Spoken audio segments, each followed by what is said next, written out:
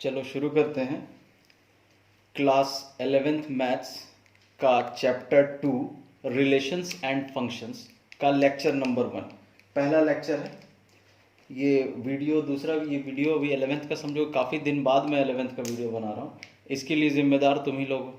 अच्छे से तुम लोग रेस्पॉन्स करते नहीं हो, जल्दी जल्दी बनाते नहीं हो। क्या किया जब मैं किसके लिए वीडियो बनाऊँ? कोई पढ़ता ही नहीं है भाई, इंटरेस्ट लेते ही नहीं हो तुम लोग बोलते हो टाइम नहीं मिलता है। अरे लगभग 1 घंटे का मैं वीडियो बनाता हूँ। 1 घंटा तुमको ये सोचना है कि तुम मेरे सामने क्लास में आके बैठे हो, पढ़ो उस वीडियो को, देखो कितना दिक्कत है। 1 घंटा फिजिक्स, 1 घंटा केमिस्ट्री, 1 घंटा मैथ्स, इतना नहीं कर सकते हो? एटलीस्ट इतना कर लो यार, रिक्वेस्ट है तुम लोग से। तुम लोग पढ़ोगे तो मेरे को भी वीडियो बनाने में मजा आएगा। ठीक है, ये चैप्टर देखते हैं। ये छोटा सा चैप्टर है, रिलेशंस एंड फंक्शंस, लेकिन इंपॉर्टेंट है क्योंकि 12th से लिंक्ड है। इसको समझ लो अच्छे से। इसको नहीं समझोगे तो 12th नहीं समझ आएगा। और इसको समझने के लिए अभी जो 11th में फर्स्ट चैप्टर पढ़े हो उसका जितना भी थीम मैंने समझाया था वो तुम लोग को अच्छे से समझ आना चाहिए। जो भी वीडियो नहीं देखा है फर्स्ट चैप्टर का वीडियो जाके देख लो। जिसको जो भी डाउट होगा मेरे को क्वेश्चन पूछ सकता है। ठीक है, जिसको भी डाउट होगा क्वेश्चन पूछ सकता है। जिन लोग मेरे से व्हाट्सएप में जुड़े हुए हैं उन लोग व्हाट्सएप में पूछो। जिन लोग व्हाट्सएप में नहीं जुड़े हैं वो व्हाट्सएप में जुड़ने का कोशिश करो, कमेंट करो यूट्यूब पे ही, उसके थ्रू मैं तुम लोग से जुड़ूंगा। तुम लोग अच्छे से रेस्पॉन्स दो, मैं रेगुलर वीडियो बनाऊंगा और बहुत अच्छा वीडियो बनाने का कोशिश करूंगा।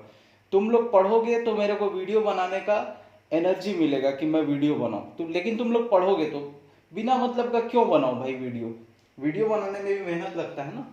इस चीज को तुम लोग को समझना चाहिए। समझते नहीं हो तुम लोग, पढ़ाई नहीं कर रहे हो। मैं लॉकडाउन है, ठीक है भाई, अगर लॉकडाउन 3 महीना चला तो पढ़ोगे नहीं 3 महीना? देख रहे हो कब से चल रहा है, दूसरा महीना शुरू है।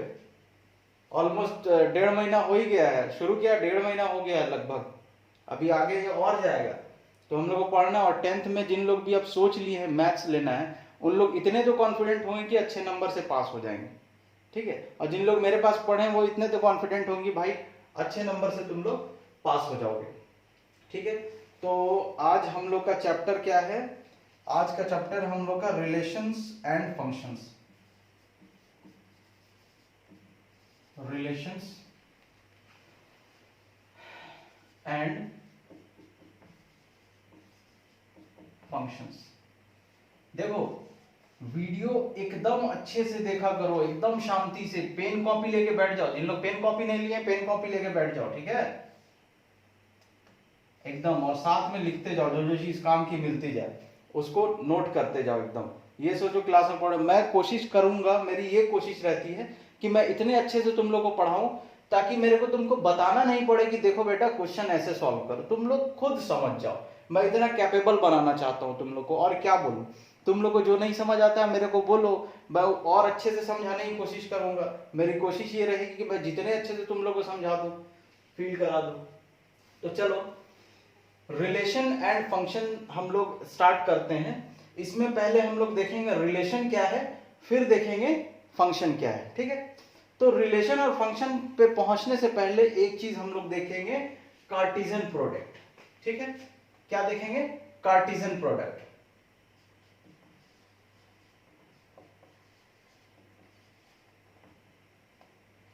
कार्टेशियन प्रोडक्ट किसका होता है? Cartesian product of sets. Sets का होता है, समझ गए? ये भी खेल सेट का। रिलेशन फंक्शन समझने के लिए तुमको सेट्स पता रहना चाहिए। आज हम लोग रिलेशंस तक पढ़ेंगे, डोमेन रेंज क्या है वहां तक आज हम लोग पढ़ेंगे। ठीक है, तो कार्टेशियन प्रोडक्ट ऑफ सेट्स हम लोग देखते हैं। पहले एक घिसा पिटा सा डेफिनेशन लिख लिया जाए। ठीक है, सब कोई नोट कर लो डेफिनेशन। डेफिनेशन से कोई मतलब नहीं, मैं तुम लोग को समझा दूंगा, उसके बाद तुम लोग को डेफिनेशन फील हो जाएगा खुद ब खुद। Given two non-empty sets P and Q। ठीक है, नॉन एम्प्टी सेट समझते हो ना, मतलब दो सेट एम्प्टी नहीं, उसमें कुछ ना कुछ है उस सेट में। फिर क्या बोलता है? The Cartesian product Cartesian product को लिखते हैं P और Q का कार्टेशियन प्रोडक्ट, तो P क्रॉस Q लिखेंगे, P इंटू Q लिखेंगे। The Cartesian product P cross Q is the set of all ordered pair is the set of all ordered pairs, ठीक है, set of all ordered pairs of elements, pairs of elements from P to Q। Definition क्या बोल रहा है, given two non empty sets P and Q, the Cartesian product क्या लिखेंगे, P cross Q, मतलब पहले P फिर Q, is the set of all ordered pairs. इसको मैं अंडरलाइन करता हूं, ये नया है तुम लोग के लिए कि ऑर्डर्ड पेयर्स क्या है सर, ऑर्डर्ड पेयर क्या है, ठीक है, ordered pairs of element from P to Q, पहले P था तो P टू Q, ठीक है। अच्छा, इसको, इस डेफिनेशन को और हम कैसे लिख सकते हैं, देखो P cross Q is equal to, अब ये भी देखो, ये सेट पे ये हम लोग खेल कर रहे हैं, P भी सेट है Q भी सेट है, तो जो आंसर आएगा वो भी हमको सेट बनाना है, तो सेट के लिए ऐसा वाला ब्रैकेट हम लोग यूज करते हैं, कीजिए, लिखिए x, y such that x belongs to P, ये वाला P पहले सेट से x बिलोंग करेगा, x पहले लिखेंगे, फिर y बिलोंग्स टू, कॉमा लिखो, y belongs to Q, bracket close. इतने से में ही इसका डेफिनेशन कंप्लीट होता है। समझ नहीं आ रहा, कोई बात नहीं। सबसे पहले मैं तुम लोग को ऑर्डर्ड पेयर मैं तुम लोग को समझाना चाहता हूं कि भाई ये ऑर्डर्ड पेयर क्या है। तो तुम लोग याद करो, एकदम सटीक एग्जांपल देता हूं तुम लोग को, याद करो जैसे जब हम लोग 2D पढ़े थे, कोऑर्डिनेट ज्योमेट्री, ये y एक्सिस, ये x एक्सिस, कोई भी पॉइंट हम जैसे लिखते थे P 2 3, या कहीं पे लिखें Q, P मत लिखो तुम लोग कंफ्यूज हो जाओगे, A लिखो, बोलोगे सर P Q यहाँ भी उसी को तो नहीं बता रहे, B लिखो, यहाँ पे कोई पॉइंट क्या है, B 4 5 है, फिर यहाँ पे कोई पॉइंट है C मान लीजिए 7 और 4 है, ठीक है। तो ये जो है ना 2,3 दो एलिमेंट लिखा हुआ है और दोनों का एक दूसरे से एक रिलेशन है, ठीक है। क्या रिलेशन है, इस पॉइंट पे x एक्सिस कितना है 2 है, और इसी पॉइंट पे y एक्सिस कितना है 3 है। इस एक्सिस पे, मतलब इस पॉइंट के लिए x एक्सिस कितना है, यहाँ पे देखो 4 है, और y पे ये कितना दे रहा है 5 दे रहा है। वैसे ही यहाँ देखो ये कितना दे रहा है 4 दे रहा है, ये कितना दे रहा है यहाँ पे 7 दे रहा है। देखो ना, पॉइंट क्या होता है, पहले x वाला फिर y वाला, x वाला फिर y वाला। इसका मतलब ये नहीं कि यहाँ ये x y मैंने वही लिखा है। चलो इसको हम लोग थोड़ा चेंज कर देते हैं, यहाँ पे हम लोग a, b, अपने मन से कुछ भी लिख सकते हैं। तो फिर यहाँ क्या लिखना पड़ेगा, a belongs to P and B belongs to Q। याद रखना, जहां स्मॉल लिखता हूं वहां स्मॉल ही लिखना। तो ऑर्डर्ड पेयर क्या होता है कि हम लोग कॉमा देके सिंपल में, जैसे ये 2 3 है ना, इसको मैं यहां लिख रहा हूं, हम लोग कॉमा देके, मेरे बात को ध्यान से सुनो, ऑर्डर्ड पेयर क्या है, ऑर्डर्ड पेयर, बात पे ध्यान, ऑर्डर्ड पेयर क्या है, हम लोग कॉमा देके 2 नंबर को लिखते हैं। क्या मुंह उठा के ऐसे ही लिख देंगे, नहीं, ऐसे नहीं लिखेंगे। पहला वाला और दूसरे वाले का कुछ रिलेशन रहेगा, मतलब अभी हम लोग ये रिलेशन को डिफाइन नहीं कर, मतलब दोनों में कुछ कनेक्शन है। ऐसे ही नहीं कि मेरा मन किया 1 लिख दिया, 3 लिख दिया, कॉमा देके 3। तो जब हम लोग 2 नंबर लिखते हैं कॉमा देके और उसको ब्रैकेट में लिख देते हैं, और दोनों नंबर में कुछ संबंध रहे, कुछ रिलेशन रहे, कुछ कनेक्शन रहे, तो हम इसको क्या बोलेंगे, ऑर्डर्ड पेयर।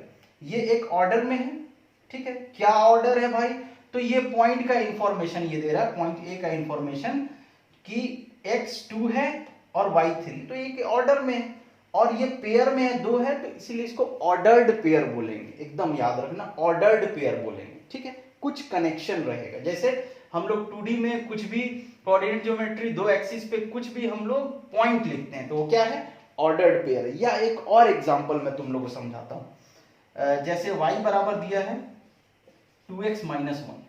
अब अगर हम लोग पुट करते हैं x बराबर, पुट करो x बराबर 2, अब यहाँ x बराबर 2 रखो, क्या हो जाएगा 2 इंटू 2 माइनस 1, मतलब 4 माइनस 1 इज इक्वल टू 3।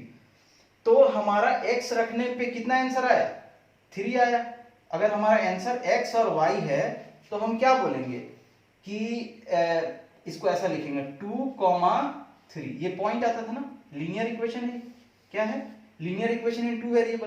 तो ये आंसर है हमारा, ये रखने पे ये आ रहा है या ये रखने पे ये आएगा, तो हम इसी को क्या बोलते हैं, ऑर्डर्ड पेयर। दोनों में कुछ कनेक्शन है, इस लीनियर इक्वेशन के थ्रू कनेक्शन है, ठीक है, समझ गए, तो ये ऑर्डर्ड पेयर कहलाएगा, ठीक है। अब ऑर्डर्ड पेयर तुम लोग अच्छे से समझ गए क्या है। अब हम लोग आगे बढ़ते हैं कार्टेशियन प्रोडक्ट। देखो एकदम सिंपल समझने की कोशिश करना, जितना इजी हो सकता है। तो ऑर्डर्ड पेयर के लिए given two non empty set चाहिए P एंड Q।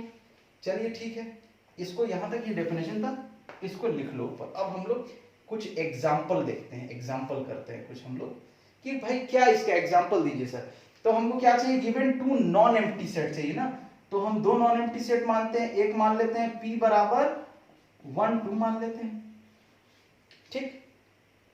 दूसरा सेट हमको चाहिए, तो हम दूसरा मान लेते हैं Q बराबर मान लेते हैं कुछ भी है X Y Z। ये भी सेट है, ये भी सेट है, सेट तुम लोग पढ़ चुके हो। अब हमको क्या चाहिए, कार्टेशियन प्रोडक्ट। कार्टेशियन प्रोडक्ट, तो Cartesian product P cross Q भी हो सकता है और Q क्रॉस P भी हो सकता है। अभी तुम लोग नहीं जानते हो तो तुम लोग बोलोगे कि दोनों तो सर सेम ही है, लेकिन सेम नहीं होगा, सेम नहीं होगा दोनों। देखो दोनों सेम नहीं होगा, ऐसा नॉर्मल सर 2 इंटू 3 और 3 इंटू 2 सर सेम चीज है, लेकिन पहले जानो तो कि ये कार्टेशियन प्रोडक्ट है क्या, क्या मल्टीप्लाई है, तब हम लोग डिसाइड करेंगे। तो दोनों हो सकता है, P क्रॉस Q भी हो सकता है, Q क्रॉस P भी हो सकता है। तो हम एक लेके कोई चलते हैं, ठीक है, हम लोग लेके चलते हैं P क्रॉस Q। अच्छा, अब शराफत से P के जगह पे P की वैल्यू लिख दो, सेट 1 2, फिर क्रॉस सेट, ये क्या है, Q की जगह पे Q का वैल्यू लिखो X Y Z। अब मेरे टेक्निक पे ध्यान देना, मैं क्या कर रहा हूं, एकदम अच्छे से ध्यान दो। मैं इसका एक एलिमेंट उठाऊंगा और इसका एक एलिमेंट, तो मैं इसका एक एलिमेंट उठाया, मैंने सबसे पहले क्या मिला 1, सेट बना लो, 1 उठाया मैंने, ठीक। और फिर इसमें से क्या लिया, x लिया और इसको ऐसा घेर दिया। क्यों ऐसा घेर दिया, देखो हमको क्या चाहिए था P cross Q is the set of all ordered pairs. Ordered pair चाहिए और ये ऑल बोल रहा है ना, देखो P cross Q is equal to AB। अब यहाँ AB क्या है, तो ये भी बता रहा है कि A P में से होगा, A किस में से होगा, सेट P में से, मतलब इसमें से होगा, और B किस में से होगा, जो दूसरा नंबर हम लिख रहे हैं, दूसरा वाला जो लिख रहे हैं B, वो किस में से होगा, Q में से होगा। तो तुम लोग बोले कि सर आप 1x तो लिखे हैं, क्यों लिखे हैं 1x, 1y भी तो हो सकता है। हाँ हो सकता है, लिखो लो 1y भी हो सकता है। फिर सर एक जन बोला 1z भी हो सकता है, हाँ बिल्कुल हो सकता है, लिखो 1z लिखो। फिर कोई बोला अच्छा सर ये तो आप लिख लिए, अच्छा हम 2 से भी तो शुरू कर सकते थे, 2x ले सकते थे, 2y ले सकते थे, कॉमा 2z ले सकते थे। ये इतना पॉसिबल है P से Q का कनेक्शन। P क्रॉस Q चाहिए, देखो यहां P क्रॉस Q है तो पहले A लिखे हैं फिर B लिखे हैं, A बिलोंग्स टू P है, B बिलोंग्स टू Q है, ये डेफिनेशन है हमारा। पहले जो है हम उसका वाला पहले लिखेंगे, फिर बाद में दूसरे वाले का। तो जितना भी पॉसिबल ऑर्डर्ड पेयर होता है, ऑल पॉसिबल ऑर्डर्ड पेयर्स, या हम लोग क्या लिखना चाहिए, P is Q is the set of all possible ordered pairs, all possible, ठीक है। नहीं लिखोगे तो भी समझ जाओ, मैं समझा रहा हूं तुम लोग को। तो मैंने ये सब क्यों लिया, तो जब मैंने 1x लिया है, देखो एक बात पक्की है यहाँ पे कि P क्रॉस Q है, यहाँ देखो P क्रॉस Q था तो पहले A लिए फिर B लिए, मतलब पहले P वाले का लेना है फिर Q वाले का लेना है, ऑर्डर्ड पेयर बन। अब तो बताया नहीं है कि P वाले का कौन सा, Q वाले का कौन सा, मैंने क्या बताया, set of all possible ordered pairs, मतलब जितना पॉसिबल हो सकता है। तो हम लोग क्या बोलेंगे कि सर तुम लोग बोलोगे सर ठीक है 1 के साथ x को लिए तो सर 1 के साथ y को भी ले सकते थे, 1 के साथ z को भी ले सकते, तीनों लिख दिए। फिर 2 से भी शुरू कर सकते थे, 2 के साथ x को लिए, 2 के साथ y को लिए, 2 के साथ z को लिए, ले लिए। अब देखो क्या और कुछ पॉसिबल है, और कुछ पॉसिबल है जो हम p से q का कनेक्शन लिखें? तो और कुछ भी पॉसिबल नहीं है जो p से q का कनेक्शन हो। फिर से मेरे बात को सुनो, और कुछ भी पॉसिबल नहीं है। अब तुम लोग बोलोगे सर x और 1 भी तो ले सकते हैं, नहीं ले सकते, नहीं ले सकते हैं, ये गलत होगा। क्यों नहीं ले सकते हैं? क्योंकि हमको p क्रॉस q चाहिए, मतलब पहले p आएगा फिर q आएगा। यहां पे तुम क्या लिखे हो, पहले q का लिखे हो फिर p का लिखे हो, तो ये गलत है। ये कब होगा देखो, अब जब तुमसे पूछा जाए कि बताओ q cross p, q cross p, तो तुम क्या लिखोगे, पहले q वाला लिखो x y z, फिर उसके बाद क्रॉस क्या लिखो p वाला 1 2। अब ये कितना हो जाएगा, ध्यान से देखो, x1 पहले इसका लो, x के साथ 1 को लो, फिर x के साथ 2 को लो, फिर अब आइए भाई y के साथ 1 को लो, y के साथ 2 को लो, ठीक है। अब z बच गया, z के साथ भी ले लो, z के साथ 1 को लो और फिर z के साथ 2 को भी ले लो, इसका सेट बना लो। आ रहा है, कुछ दिक्कत नहीं? हाँ ठीक है, आ रहा है। देखो अब डेफिनेशन पढ़ा जाए। क्या बोला था, given two non empty set, दो नॉन एम्प्टी सेट समझ गए। द कार्टेशियन प्रोडक्ट, इसकी बात कर रहा है p cross q, the Cartesian product p cross q is the set of all ordered pairs, set of all ordered pairs, set of all ordered pairs of elements, ये सब इनके elements हैं। 1 2 इसका एलिमेंट है, x y z इसका element है। कहां से कहां, from p to q, from p to, ये इसी में है ना, फ्रॉम p टू q, ये इसी के साथ है, ये डेफिनेशन यहां तक फुल स्टॉप। p तो पहले p वाला p से q, p से q, p से q, p से q, p से q, p से q सब है। और जब q क्रॉस p लेंगे तो q से p, q से p, q से p, q से p, q से p, q से p, समझ रहे? ये क्या है, कार्टेशियन प्रोडक्ट ऑफ सेट। अब देखो एक चीज हम लोग इसमें देखते हैं, इसको मैं तुम लोग को लिखवाऊंगा भी, लेकिन अभी चलो इसको पहले हम लोग देख लेते हैं। अब एक सवाल तुमसे कोई कर सकता है कि जब तुम कोई कार्टेशियन प्रोडक्ट निकाल रहे हो, ध्यान से सुनो मेरे सवाल को, जब तुम कोई कार्टेशियन प्रोडक्ट निकाल रहे हो तो उसमें एलिमेंट कितना होगा? चलो काउंट करते हैं। ये देखो, ये पूरा ऑर्डर्ड पेयर एक एलिमेंट है ना, क्योंकि एक ब्रैकेट में लिखा हुआ 1 2 3 4 5 6, कितना आया 6, नोट करो इसमें कितना है 6। अब इसमें देखो कितना है 1 2 3 4 5 6, इसमें भी 6 है। अब ये 6 कैसे आ रहा है, मैं बता रहा हूं तुम लोगों को। Number of element in p, number of element in set p कितना है 2, number of element in set q कितना है 3, तो number of element in p cross q कितना होगा, कैसे निकालेंगे? तो हम लोग देख चुके हैं यहाँ पे कि 6 है। अब सोचो यहाँ 6 कैसे आएगा, 2 into 3 करेंगे तो मतलब number of element in p into number of element in q कर देंगे, आ जाएगा। चलो ये सब का कुछ इसका रूल भी लिख लेते हैं, ठीक है, इसको मैं डाल देता हूं। कार्टेशियन प्रोडक्ट एकदम अच्छे से समझ लो, कार्टेशियन प्रोडक्ट क्या है, set of all possible ordered pairs from first product to second, first set to second. जैसे हम p क्रॉस q निकाल रहे हैं तो p फर्स्ट है q सेकंड है, p फर्स्ट q सेकंड, ठीक। अब इससे रिलेटेड हम लोग कुछ रूल लिख लेते हैं। आज हम लोग 2.2 तक का ही देखेंगे, फंक्शंस नेक्स्ट क्लास में लिखेंगे। कुछ पॉइंट नोट कर लो। पहला,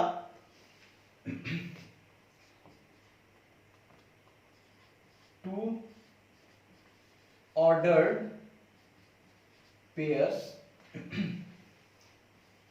आर इक्वल। अब हम लोग क्या बात कर रहे हैं, दो ऑर्डर्ड पेयर, कुछ भी ये एक्स वाई है या ए बी है, दो ऑर्डर्ड पेयर, ये इक्वल होंगे। हम इसके इक्वलिटी के बारे में हम लोग बात कर रहे हैं। कब इक्वल होंगे, कॉमा दो यहां, इफ एंड ओनली इफ, ठीक है, if and only if the corresponding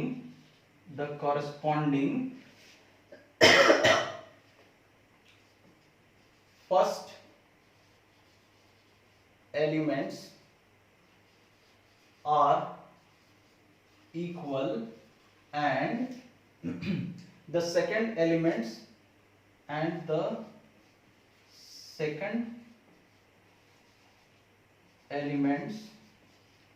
are also equal। ठीक है, क्या बोल रहा है? दो ऑर्डर्ड पेयर इक्वल होंगे, कब होंगे? If and only if. देखो, इफ एंड ओनली इफ को IFF भी हम लोग लिखते हैं। If and only if the corresponding first element. Corresponding first मतलब, देखो कॉरस्पॉन्डिंग का मतलब क्या होता है, अब उसका मीनिंग वैसे नहीं समझाएंगे, तुम लोग को कुछ फील कराओ प्रैक्टिकली समझ। जैसे कॉरस्पॉन्डिंग का मतलब होता है, जैसे कॉरस्पॉन्डिंग लेफ्ट हैंड, इसका मतलब है कि मेरा लेफ्ट हैंड तो तुम्हारा भी लेफ्ट हैंड, मेरा राइट हैंड तो तुम्हारा भी राइट हैंड, तो इसको कॉरस्पॉन्डिंग बोलते हैं। ठीक है, कॉरस्पॉन्डिंग फर्स्ट मतलब दोनों में फर्स्ट एलिमेंट कौन है? ये और ये, तो ये दोनों क्या होने चाहिए? ये दोनों में क्या संबंध, क्या रिलेशन होना चाहिए दोनों में? देखो अब ये रिलेशन, ये वाला रिलेशन मैं नहीं बता रहा हूं ना, ध्यान से समझना। तो कॉरस्पॉन्डिंग फर्स्ट मतलब इसका फर्स्ट तो इसका भी first, corresponding first element equal होना चाहिए and second elements are also equal. ये दोनों का सेकेंड एलिमेंट जो है ये भी इक्वल होना चाहिए। अगर दोनों का फर्स्ट एलिमेंट इक्वल है और दोनों का सेकेंड एलिमेंट इक्वल है, फर्स्ट सेकेंड के इक्वल नहीं, इसका फर्स्ट उसके फर्स्ट के इक्वल, इसका सेकेंड उसके सेकेंड के इक्वल रहे, तो ये क्या है? ये दोनों ऑर्डर्ड पेयर इक्वल है। तुम लोग ऐसा डायग्राम बना सकते हो अपने समझने के लिए, कोई दिक्कत नहीं, इस चीज को एकदम अच्छे से समझ लो। अब देखो यहाँ एक दो एग्जांपल मैं अपने तरफ से तुम लोग को ये समझाना चाहता हूं। जैसे सेट की बात हम लोग करते थे, कोई सेट A बराबर कितना है? 2 3 4, और एक सेट B दे देता था 2 4 3 2। तो हम लोग क्या बोलते थे? सर सेट में तो रिपीटिशन का कोई मतलब ही नहीं है, दो 2 है तो इसको हम एक ही 2 लिखते हैं, और ये 4 और 3। अब पूछा जाता था क्या ये और ये इक्वल है? तो हम लोग बोलेंगे यस, A बराबर सेट A बराबर B। कैसे? इसमें 2 है तो इसमें भी 2 है, इसमें 3 है तो इसमें भी 3 है, इसमें 4 है तो इसमें भी 4 है, और जितना एलिमेंट इसमें है उतना ही एलिमेंट इसमें भी है। समझ गए?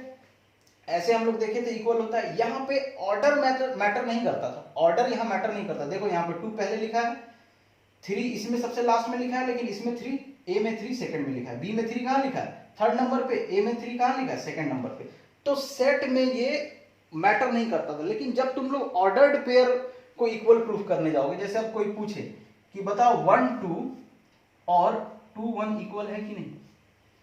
सोचो सोचो सोचो, बोल देना नहीं है इक्वल। क्यों नहीं है इक्वल? क्योंकि भाई साहब ये ऑर्डर्ड पेयर है, और ऑर्डर्ड पेयर में ऑर्डर मैटर करता है, इसीलिए इसका नाम ऑर्डर्ड पेयर है। इसमें जैसे ये 1 2 है, ये 2 1 है, तो इसको हम घुमा के 1 2 नहीं लिख सकते हैं। अब तुम लोग बोलोगे सर फर्स्ट के इक्वल होना चाहिए, तो ठीक है ना, इसको उलट देते हैं, इसको हम लोग लिख देते हैं कि 1 2 ना, नहीं लिख सकते हैं, नो नहीं लिखेंगे इसको हम ऐसा, तो इसको मिटा ही दो। मतलब ऑर्डर्ड पेयर में हम ऑर्डर को चेंज नहीं कर सकते हैं अपने मन से, जो दिया है ऑर्डर वही रहेगा, या जैसा कोई फॉर्मूला बताया उसी हिसाब से रहेगा। जैसे जो x की वैल्यू है x की वैल्यू, और जो y की वैल्यू है y की वैल्यू, आपस में चेंज नहीं हो सकती। हाँ आइडेंटिकल रहे तो फिर बात अलग है, उसमें चेंज कर, जैसे 1 1 है, अब इसमें तुम चेंज करोगे भी तो पता नहीं चलेगा, तो इसमें चेंज करने का कुछ सवाल ही नहीं होता है। तो अब हम इसके हिसाब से देखते हैं, इसका फर्स्ट और इसका फर्स्ट इक्वल है? नॉट इक्वल, नहीं है इक्वल। इसका सेकंड और इसका सेकंड इक्वल है? Not equal. तो ये दोनों ऑर्डर्ड पेयर इक्वल नहीं है। 1 2 ऑर्डर्ड पेयर 2 1 के इक्वल नहीं है, तो हम लोग क्या बोलेंगे? 1 2 नॉट इक्वल टू 2 1, क्योंकि पहला पहले के इक्वल नहीं। तो ये इसको मैंने यहां इसलिए लिखा है क्योंकि सेट में ऑर्डर मैटर नहीं करता, तो ये मैंने स्पेशली अलग से लिखाया था, लेकिन ऑर्डर्ड पेयर में ऑर्डर मैटर करता है। ठीक है, ये एक हो गया। चलो अब दूसरा पॉइंट नोट करोगे, पॉइंट मैं लिखा भी रहा हूं और समझा भी रहा हूं, अच्छे से पढ़ोगे लोग, बहुत अच्छे से पढ़ा रहा हूँ, वैसे ही तुम लोग बहुत अच्छे से ध्यान भी दोगे। मेरी कोशिश है तुम लोग को अच्छा कंटेंट दूं, अच्छा मटेरियल दूं तुम लोग को, ठीक है। तुम लोग को फील हो मैथ्स, मजा आए तुम लोग को, समझ आएगा ना, तो कैसा भी तुम लोग को समझ आ जाएगा मैथ्स, कोई दिक्कत नहीं, सब सब इजी लगेगा। बस भरोसा करो और पढ़ो एकदम समझ के, जैसे बोलता हूं वैसे करो। इफ देयर आर p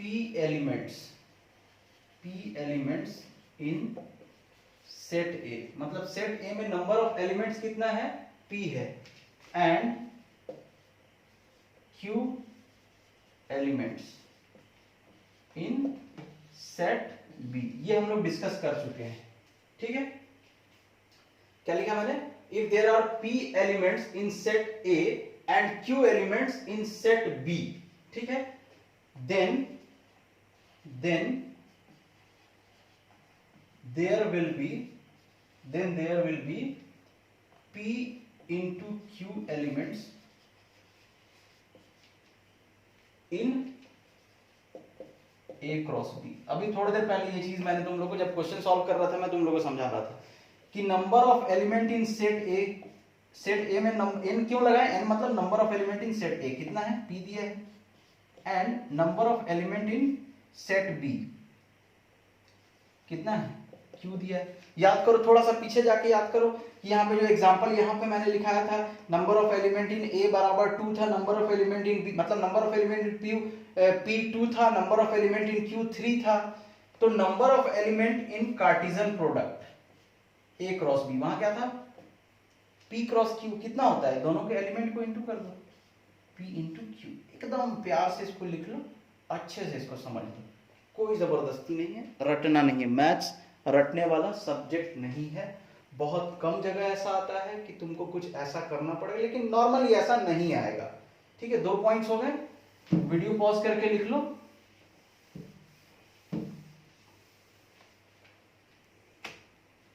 ठीक, थर्ड पॉइंट क्या है, ए क्रॉस ए।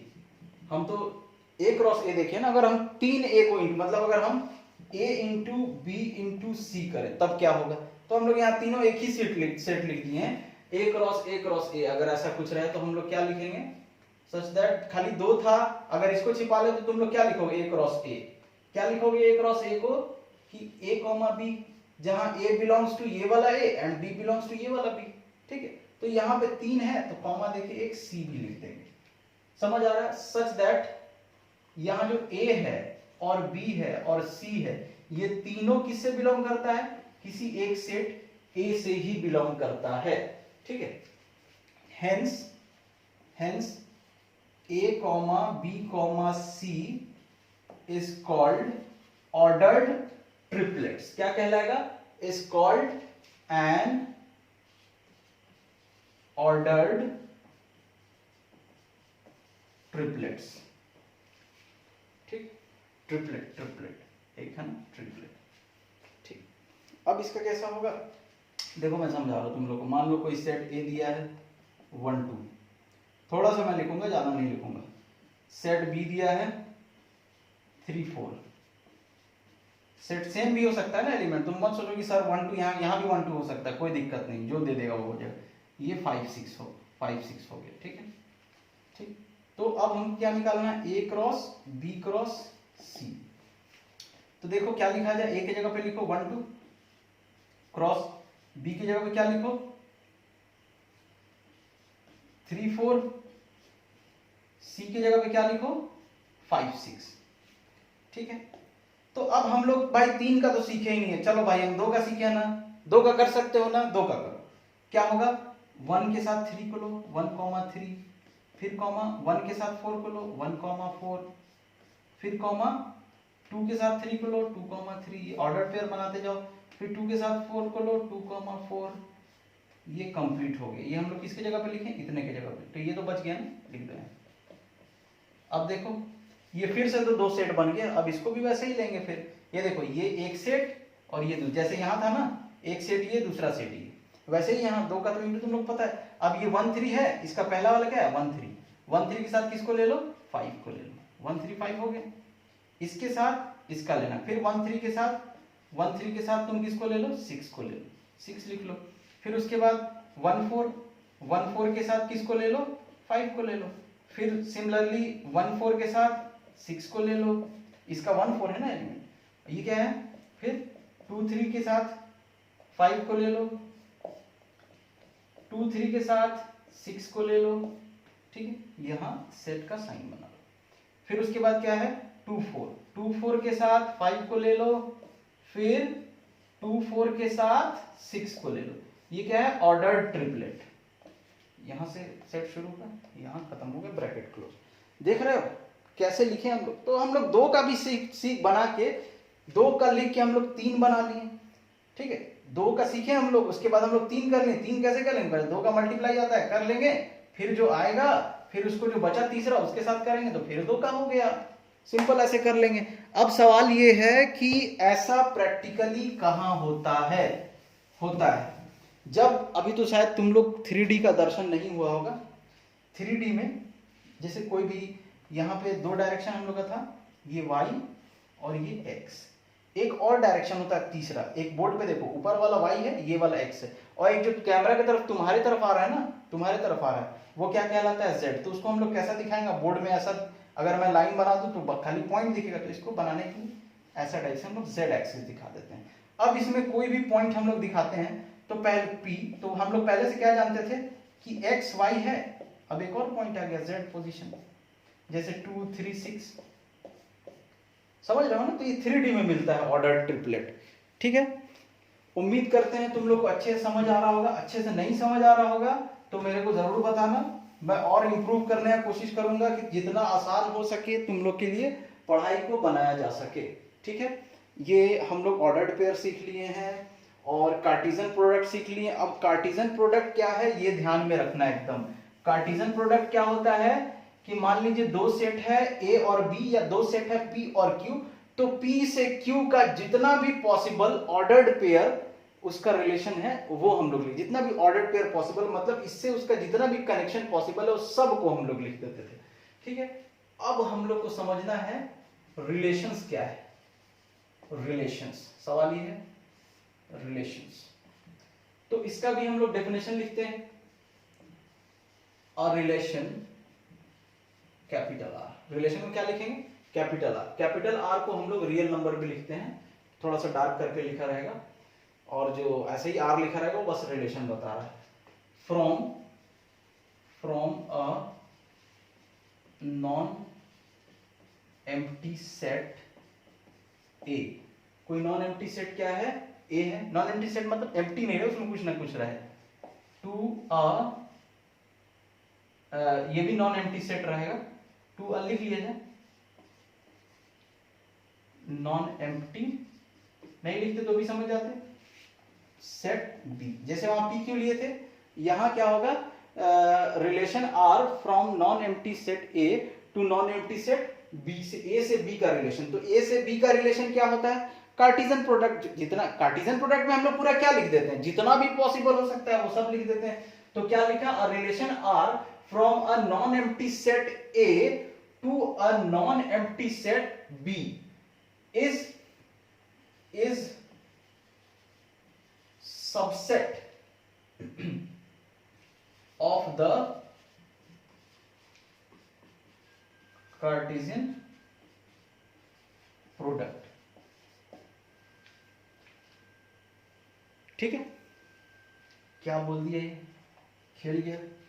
क्या बोल रहा है, रिलेशन आर, रिलेशन आर क्या होगा सेट ए से बी का। देखो रिलेशन में हमको बताना पड़ेगा, जैसे हम रिलेशन क्या लिखेंगे, अगर ए से बी का रिलेशन है तो हम लोग क्या लिखेंगे ए आर बी, ऐसा लिखेंगे, ये ऐसा लिखेंगे ए आर बी, मतलब ए से रिलेशन है बी का, ए से रिलेशन है बी का, ठीक है। या ऐसा भी लिख सकते हो तुम लोग कि रिलेशन ए से बी, इस टाइप का कुछ लिखते हैं, खैर वो आएगा देख लेंगे हम लोग, अभी हम लोग को समझना है। ये क्या बोल रहा है कि relation R from set A non empty set A to non empty set B is subset of the Cartesian product, मतलब जो रिलेशन है वो कार्टेशियन प्रोडक्ट का ही सबसेट होगा। सिंपल, जो रिलेशन है वो कार्टेशियन प्रोडक्ट का ही सबसेट होगा। इसको अगर आसान बनाया जाए तो हम लोग ये बोलेंगे कि ए से बी का जो रिलेशन है वो ए क्रॉस बी, ए क्रॉस बी का जो कार्टेशियन प्रोडक्ट है ना उसी का सबसेट होगा, मतलब उसी का पार्ट होगा, उससे अलग नहीं होगा, उसी का पार्ट होगा, मतलब उसी का पार्ट होगा एकदम। अब इसको समझाने के लिए मैं एक, ये डेफिनेशन खत्म, मैं एक एग्जांपल लिख रहा हूं। मान लीजिए एक एग्जांपल लिखा है और फिर तुम लोग से पूछता हूं। सेट ए बराबर दे दिया है 1 2, सेट बी बराबर दे दिया है 2 3 4। ठीक, तो हम लोग क्या बोल रहे हैं कि कार्टेशियन प्रोडक्ट का ही क्या होगा, पार्ट होगा या सबसेट होगा। तो अब देखो हम लोग ए क्रॉस बी निकाल लीजिए, कार्टेशियन ए क्रॉस बी ही क्यों निकाल रहे हैं, बी क्रॉस ए क्यों नहीं निकाल रहे हैं। तो हम लोग को देखना है, क्या देखना है, ए आर बी देखना है, मतलब ए से बी का रिलेशन। तो पहले ए आएगा फिर बी आएगा, ए से बी का रिलेशन पहले ए फिर बी, इसीलिए हम लोग ए क्रॉस बी ले रहे हैं। डेफिनेशन के हिसाब से हम लोग, ये हमको हर क्वेश्चन में लिखना नहीं है, ये डेफिनेशन मैं तुम लोगों को समझा रहा हूं। तो यहां क्या लिखेंगे 1 2 क्रॉस, अच्छा यहाँ 2 3 4 नहीं रखे, 3 4 5 कर देते हैं, 3 4 5 3 4 5। देखो ये क्या हो जाएगा, 1 से सेट बनाइए, 1 से 3 को लिए 1 3, फिर एक बोला सर 1 4 भी तो पॉसिबल है, ठीक है लिखो 1 4 पॉसिबल, फिर 1 5 भी तो पॉसिबल है, लिखो 1 5, फिर कोई बोला सर 2 3 भी तो पॉसिबल है, लिखो 2 3, वैसे ही 2 4 भी पॉसिबल है, 2 5 भी, मतलब जितना भी पॉसिबल ऑर्डर्ड पेयर है सब लिख दो। ठीक है, अब मैं, मेरा सवाल है तुम लोग से, उसका जवाब देते जाना तुम लोग। अब मैंने एक रिलेशन हम लोग का दिया है 1 3 और 2 5, ठीक, 1 3 और 2 5 दिया है।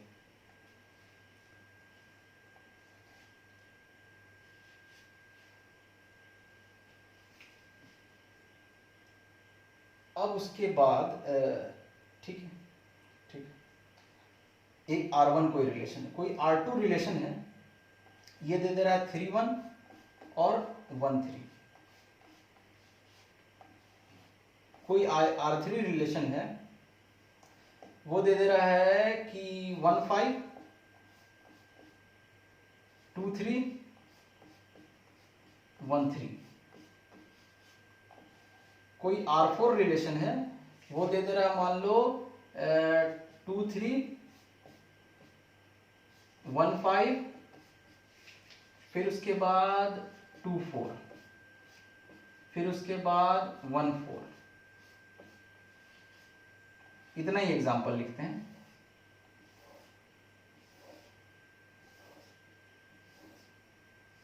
यहां हम लोग को बताना है रिलेशन है या नहीं है, ठीक है। तो अब देखो पहले वाले को देखो, हमको किससे किससे रिलेशन देखना है, चेक करना है। यहां मैं लिख लेता हूं रिलेशन ए आर बी, मतलब ए से बी का रिलेशन। तो ए से बी का रिलेशन क्या होना चाहिए, इसके कार्टेशियन प्रोडक्ट का सबसेट होना चाहिए, उसका पार्ट होना चाहिए। अब यहां देखो 1 3 लिखा है पहले, तो 1 3 कार्टेशियन प्रोडक्ट का पार्ट है 2 5 कार्टेशियन प्रोडक्ट का पार्ट है, देखो देखो देखो है, तो हम लोग बोल देंगे सर ये रिलेशन है, ठीक।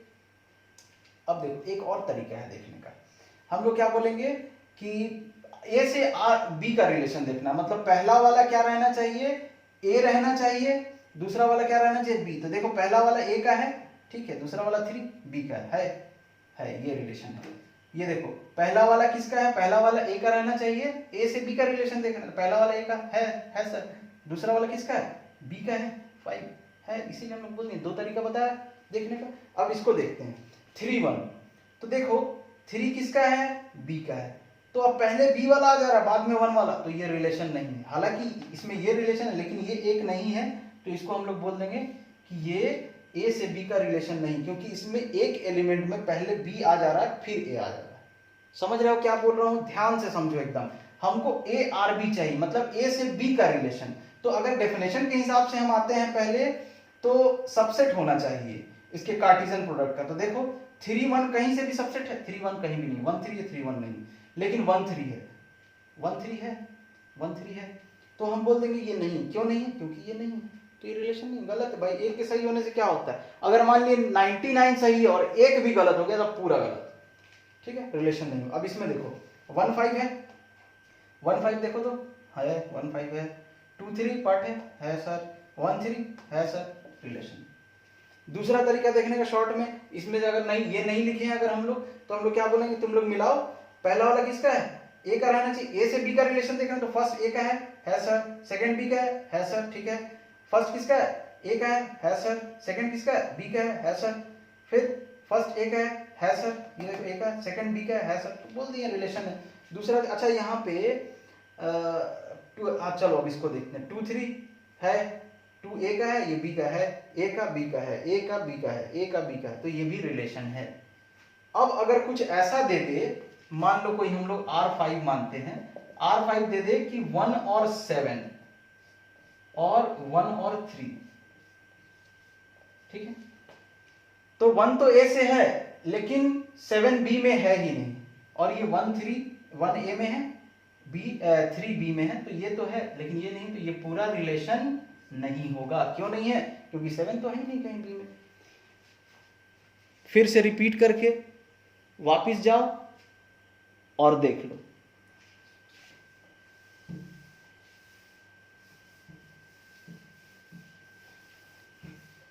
क्या आवाज हो रहा है, कुछ भी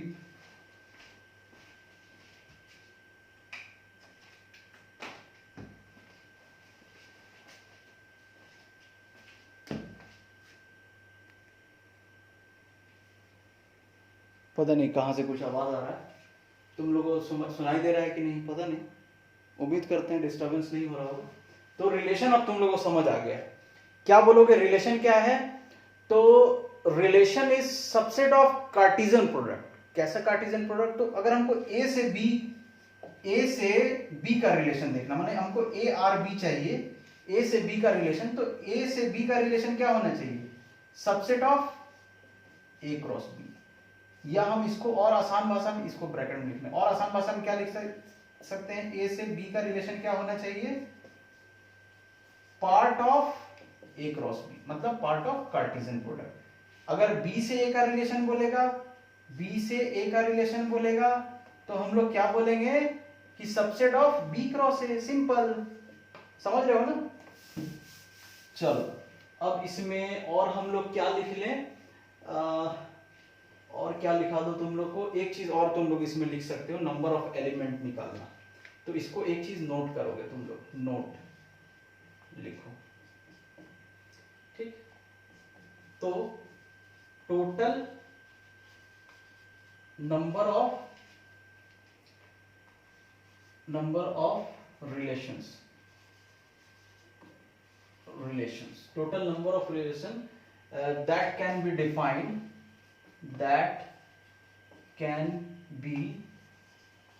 defined, from set A,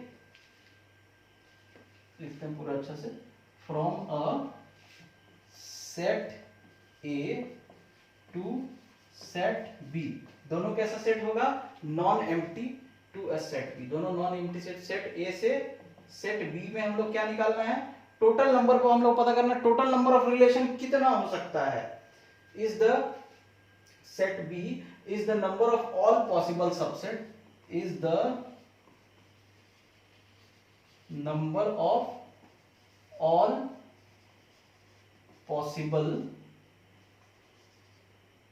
subsets, बंद हो गया आवाज, of A क्रॉस B। ठीक, कितने टाइम हो गए, 44 मिनट्स, चलो ठीक है। Is the number of all possible subsets of A cross B। अच्छा अब ये क्या बोलना चाह रहा है, अब इसके लिए मैं तुम लोग को एक बार चैप्टर 1 में मैं तुम लोग को ले जाना चाहता हूँ। चैप्टर 1 क्या बोला था कि पावर सेट, किसी सेट A का पावर सेट क्या होता है, set of all subsets, set of all subsets of set A।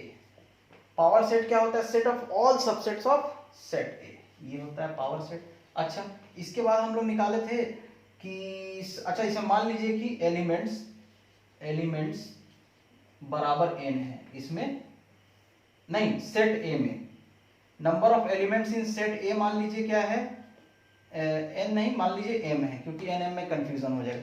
तो अब कोई पूछे कि number of elements in power set of set A कितना होगा, तो हम लोग क्या बताए थे, 2 का पावर m बताए थे। अब तुम लोग बोलोगे कि सर ये आप क्यों बता रहे हैं, क्यों बता रहे हैं, समझा रहे हैं। क्योंकि हम लोग किसका नंबर निकालना था यहाँ पे, number of elements of power set क्या होता है, set of all subsets of set ए। ठीक है, तो हम लोग क्या निकालना, number of all subsets of set A. तो हम लोग क्या किए थे, 2 का power number of elements of set ए। ठीक, तो अब ये क्यों याद दिला रहे हैं सर आप, ये क्यों, तो ये इसलिए क्योंकि हमको नंबर ऑफ एलिमेंट्स इन क्या निकालना है, हमको निकालना है total number of elements, total number of relations, total number of relations हम लोग को निकालना है, relations, total number of relations हम लोग को निकालना है। तो अब इसको कैसे किया जाएगा, तो इसको इसीलिए याद कराया क्योंकि रिलेशन है क्या, रिलेशन है क्या, set of all subsets of A cross B. क्या है relation, set of all subsets of A cross B. इसको थोड़ा सा ऐसा करते हैं, इसके साथ ही है ना ये, इसके साथ ही मान लीजिए let number of element in set A बराबर p है, number of element in set B बराबर क्या है, q है, then number of element in A cross B क्या होता था, p इंटू क्यू। अभी थोड़ी देर पहले हम लोग सीखे हैं। अब हम लोग क्या निकालना है, टोटल नंबर ऑफ रिलेशंस। तो रिलेशन होता क्या है भाई, तो a क्रॉस b का ऑल पॉसिबल सबसेट्स। यहां देखो हमको किसका नंबर निकालना है, a के पावर सेट का।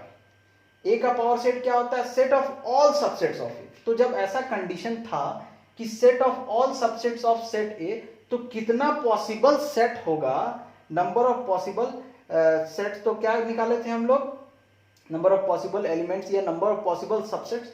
तो क्या आ रहा था ये 2 का पावर m, जहां m क्या था इस सेट a का। तो टोटल नंबर ऑफ रिलेशंस क्या होगा, देखो n cross b, n cross b क्या है, Cartesian product, n cross b क्या है, कार्टिजन प्रोडक्ट। और रिलेशन क्या होता है, relation subset of set of, या हाँ ठीक है बोल सकते हो, सबसेट्स ऑफ ऑल, या ऑल सबसेट्स लिखो, ऑल सबसेट्स ऑफ, जो भी मतलब हो सकता है, जो भी कुछ भी हो सकता है ना, all subsets of Cartesian product, Cartesian product मतलब कार्टेशियन प्रोडक्ट क्या है, p क्रॉस q। और नंबर ऑफ एलिमेंट इसमें कितना है, ये देखो p इंटू क्यू, सेम ऐसे ही लिखा है। अब हमको number of element in are निकाल, मतलब all possible number of relations कितना हो सकता है, तो 2 का पावर p इंटू क्यू लिख देंगे, सिंपल 2 का पावर p इंटू क्यू लिख देंगे। ये चीज समझ पा रहे हो तुम लोग, 2 का पावर p इंटू क्यू लिख देंगे हम लोग। फिर से बता रहा हूं, एन ए में मान लो p है, एन बी में q है, then n A cross B मतलब कार्टेशियन प्रोडक्ट में नंबर कितना होगा, p इंटू क्यू। ये हम लोग देख चुके हैं। ये हम लोग क्यों निकाल रहे हैं, क्योंकि हमको टोटल नंबर ऑफ रिलेशंस जानना है, कितना रिलेशन हो सकता है। तो रिलेशन कितना हो सकता है, 2 का पावर p इंटू क्यू। ये हम लोग कहां से सीखे, तो पावर सेट ए क्या होता है, set of all subsets of A. तो इसमें number of set of all subsets of A निकालना था, तो क्या हुआ था 2 का पावर m, m क्या था, सेट ए का, मतलब जिसका सबसेट हम लोग देख रहे हैं उसमें कितना एलिमेंट है उसका पावर। तो वैसे ही यहाँ पे रिलेशंस क्या होता है, रिलेशन क्या होता है कि subset of Cartesian product A cross B. तो हम लोग वैसे ही क्या करेंगे, 2 का पावर सबसेट में जितना एलिमेंट है, सबसेट में कितना एलिमेंट है, p cross q, p into Q. तो ये ऊपर का डेफिनेशन लिख लोगे, ये हो गया। अब हम लोग को सीखना है कि डोमेन क्या है, डोमेन और रेंज क्या है और कोडोमेन क्या है। ठीक है, एकदम आराम से समझते हैं हम लोग। नया चीज है, डोमेन। ठीक है,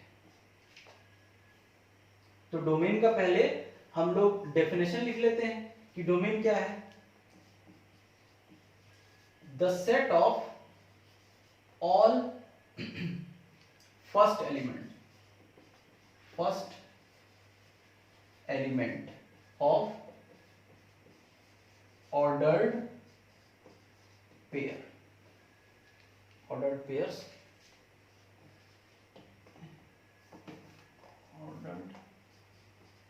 pairs in a relation R, ठीक है, from a set A to B, किसी से रिलेशन होगा, from a set A to set B, ठीक है। The set of all first element of ordered pair in a relation R from A to B is called domain। क्या बोलेंगे उसको? Domain बोलेंगे। किसका? Of the relation R. घबराओ मत, समझाएंगे। फिर अब यहां पे लिखते हैं हम लोग रेंज एंड को डोमेन। तुम लोग नाम लग रहा हो खतरनाक, लेकिन मेरे समझाने के बाद बहुत आसान लगे। एक बार डेफिनेशन लिख लेते हैं, फिर जो मेरा स्टाइल है उस स्टाइल में तुम लोग को समझाएंगे। ये क्या है?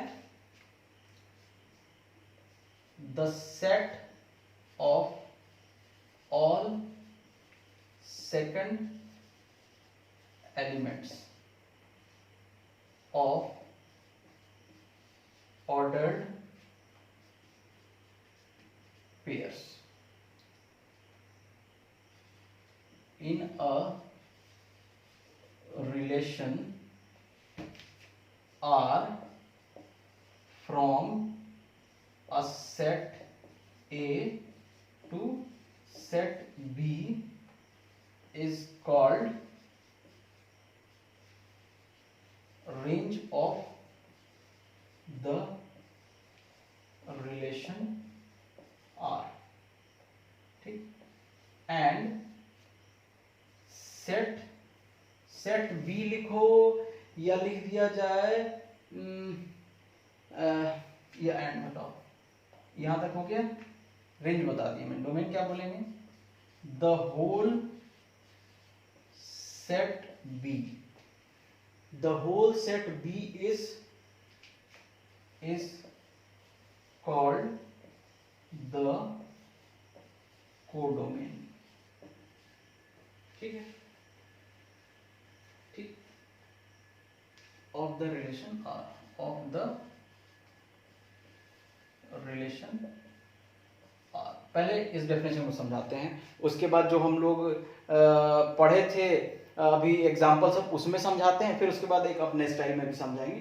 तो डोमेन को क्या बोल रहा है? Set of all first elements of ordered pair. मतलब जितना ऑर्डर्ड पेयर तुम लिखते हो ना, जैसे लिखे 1 3 2 5 6 8, जितना भी लिखो, तो इसमें जितना भी फर्स्ट एलिमेंट है, फर्स्ट एलिमेंट इसका सेट बना लो। 1 2 6 है, 1 2 6 का सेट बना लो। ये क्या कहलाएगा? डोमेन कहलाएगा, डोमेन, ठीक।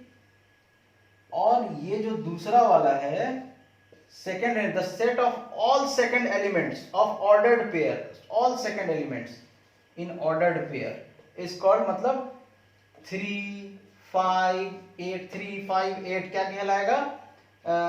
रेंज कहलाएगा। हाँ, 3 5 8 रेंज कहलाएगा। और जो 3 5 8 किस में से है? सेट बी में से है, तो पूरा सेट बी क्या कहलाएगा? कोडोमेन कहलाएगा। चलो, ये तो ऐसे ही समझाना हुआ। अब हम लोग एक जो पहले बार हम लोग पहले एग्जांपल लिए थे, हम लोग उसको लेते हैं। इसको ऐसा कर दो, दूसरा कलर यूज किया जाए, ठीक है। मान लीजिए कि एक एग्जांपल नोट करते हैं, ऐसे ही समझने के लिए 1 2 दिया है, फिर वैसे ही b बराबर 3 4 दिया है। और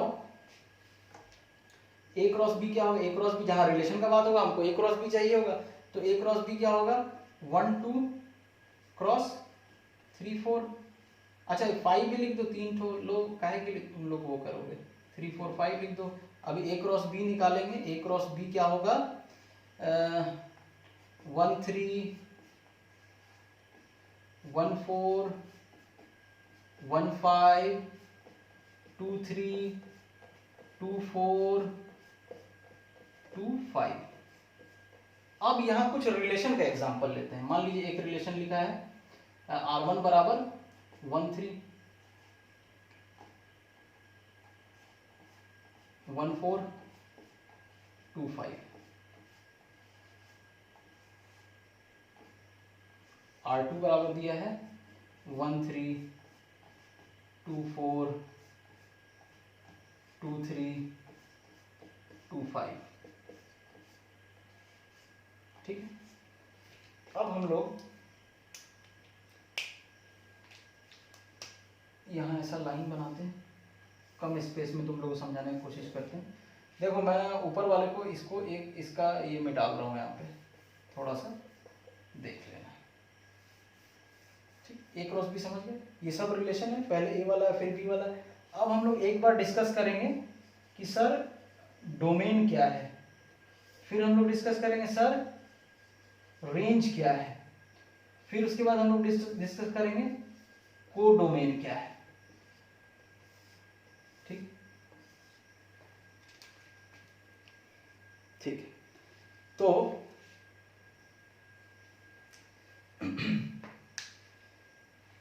अब इसमें डोमेन बताना है, इस रिलेशन में डोमेन क्या है।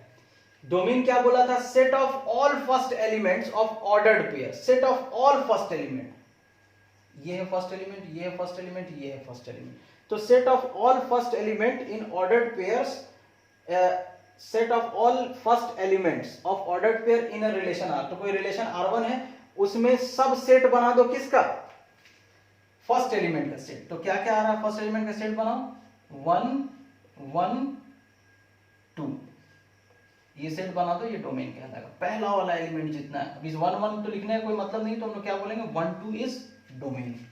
समझ आ रहा है, उम्मीद करते हैं समझ आ रहा है। अब डोमेन ही देखा है तो इसमें भी पहले डोमेन देख लिया, यहां से हटाइए। डोमेन क्या बोला था, सारा first element in ordered pair of relation. ठीक है, तो ये रिलेशन R2 है, इसमें फर्स्ट एलिमेंट क्या है ऑर्डर्ड पेयर का, ये है ये है ये है ये है। ठीक, तो ये क्या हो जाएगा 1 आ रहा है 2 आ रहा है 2 आ रहा है फिर 2 आ रहा है, तो रिपीटेशन तो सेट में कोई मतलब नहीं है, तो क्या होगा 1 2। तो ये 1 2 क्या है, डोमेन है, दोनों केस में 1 2 डोमेन आ गया। अच्छा ठीक है, ओके। अब एक चीज मैं तुम लोग को बता दूं कि डोमेन इसी में से कुछ हो सकता है, सेट ए में से भी, पहले मतलब ए से हम बी का रिलेशन देख रहे हैं ना, ए क्रॉस बी, तो पहले वाले में से ही कुछ डोमेन हो सकता है। पूरा जहां जो लिखा रहेगा, अब तुम बोलो सर यहाँ 1 2 था यहाँ भी 1 2 आ गया, नहीं। अगर यहाँ पे 3 4 है तो ऐसा नहीं है 3 4 आ जाएगा, नहीं। तो भी हमको यही देखना है कि यहाँ पे दिया है कि नहीं, जो पहला वाला रहेगा वो डोमेन होगा। समझ गए, पहला वाला डोमेन। अब रेंज देखा जाए, रेंज देखो क्या है, set of all second elements of order pair. तो देखो इसमें क्या है 3 4 5, तो हम लोग क्या लिखेंगे 3 4 5।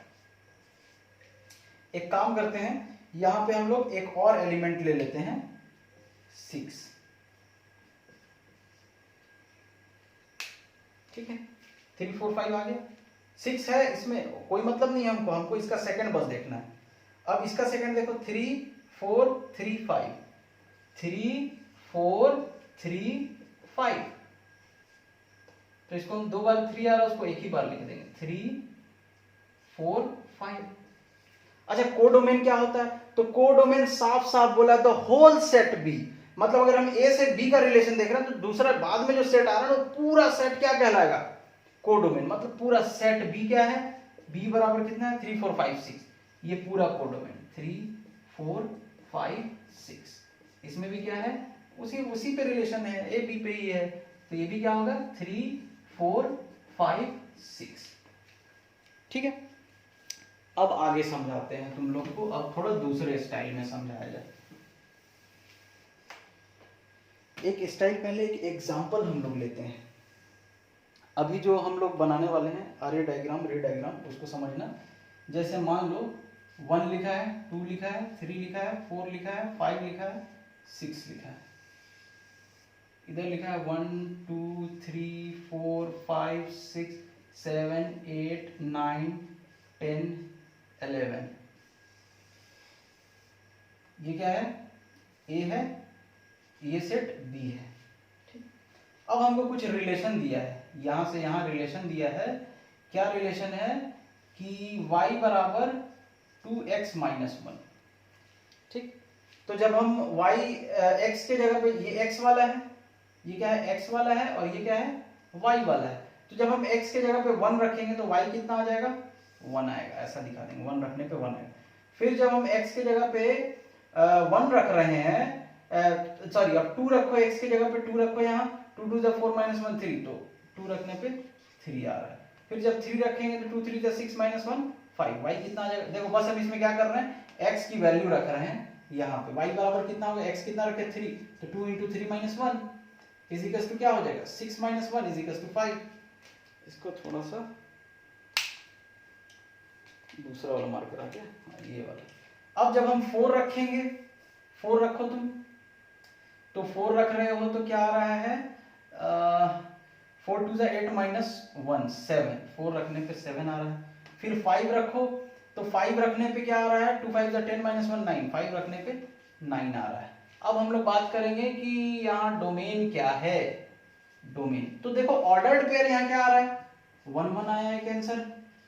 रिलेशन जो है, रिलेशन का ऑर्डर्ड पेयर 1 1 2 3 2 3, फिर उसके बाद 3 5 3 5, फिर उसके बाद 4 7 4। ये सब ऑर्डर्ड पेयर है ना, क्योंकि एक रिलेशन से बंधा हुआ है कि इसमें फॉर्मूला पुट करेंगे, ये रखने पे यही आएगा 4 7। फिर उसके बाद 5 9। बस इतना ही हम लोग लिए हैं, इतना सेट बना लिया। तो जितना पहला एलिमेंट है वो डोमेन होता है। तो पहला एलिमेंट सेट बना लो। पहला एलिमेंट क्या है? क्या क्या रखे हैं? पहले हम 1 रखे हैं, 2 रखे हैं, 3 रखे हैं, 4 रखे हैं, 5 रखे हैं, 6 भी है लेकिन हम 6 नहीं रखे हैं, तो 6 डोमेन नहीं होगा। 6 भी है लेकिन 6 डोमेन नहीं होगा। ये सेट A है, ये सेट B है। सेट A में ये x का वैल्यू है, सेट B में ये y का वैल्यू है। x belongs to A and y belongs to B।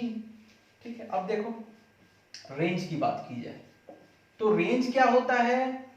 तो जितना सेकंड एलिमेंट आ रहा है हमारा, जो आ रहा है ना, जो ऑर्डर्ड पेयर में है, तो यहां भी हम लोग इसका पूरा नहीं लिखे हैं कि 1 2 3 4 5 6। देखो ना, जो हम रखे हैं बस पहला वही लिख रहे हैं। अब दूसरा देखो 1 3 5 7 9, यही होता है ना रेंज। जितना दूसरा एलिमेंट है ऑर्डर्ड पेयर का सेट में सब लिख देंगे। तो 1 3 1 3 5 7 9, 1 3 5 7 9 आ जाएगा रेंज। अब सर कोडोमेन, कोडोमेन क्या है? तो याद करो एक लाइन में लिखा था कोडोमेन कि सेट ऑफ पूरा होल सेट बी। तो होल सेट बी क्या है? लिख दो 1 2 3 4 5 6 7 8 9 10 11, ये पूरा था बी। तो ये पूरा क्या हो जाएगा? कोडोमेन। यही बोला था ना, कोडोमेन क्या होगा? दूसरा वाला जो सेट है वो पूरा होल सेट, जो बाद में सेट आप जैसे ए से बी का रिलेशन देख रहे हैं हम लोग, यहाँ क्या बात कर रहे हैं? A R B. ए और बी में क्या संबंध है? ये संबंध है, ऐसा कुछ जुड़ा हुआ है। ठीक है, ए आर बी हम लोग देख रहे हैं। कितने टाइम हो गए? 64 मिनट। ओके, कभी भी वीडियो बंद हो सकता है, तो हम लोग पैकअप करते हैं। अब इस दूसरे स्टाइल में ये समझ लो कि डोमेन क्या है? जो वैल्यू हम लोग पुट कर रहे हैं। जैसे मैंने किसी को डांटा या मैंने किसी को थप्पड़ मारा, मैं टीचर हूं, मैं कोई अपना वर्क नहीं किया, मैंने डांटा या थप्पड़ मारा, कुछ गलती किया उसने, तो जो मैं इनपुट दे रहा हूं वो डोमेन है। और जो उसका रिएक्शन दे रहा है वो मतलब एग्जैक्टली जो रिएक्शन दे रहा, मान लो क्लास नहीं आए, गुस्सा आ जाए या पढ़ाई नहीं करे, तो वो रेंज है। और जो जो पॉसिबल रिएक्शन वो दे सकता था, जितना रिएक्शन पॉसिबल दे सकता था, वो कोडोमेन। तो देखो यहां हम लोग 1 2 3 4 5 रखें, ठीक है, तो डोमेन है। जो हम इनपुट दे रहे हैं डोमेन है, और जो हमारा आंसर आ रहा है एग्जैक्टली वो रेंज है। और जो पूरा आ सकता था, जिसमें से आंसर आ सकता था पूरे में से, वो कोडोमेन है। चलो ठीक है, वीडियो बंद करते हैं। जल्दी से कर लोगे तो नेक्स्ट वीडियो बनाऊंगा। ठीक है, थैंक यू।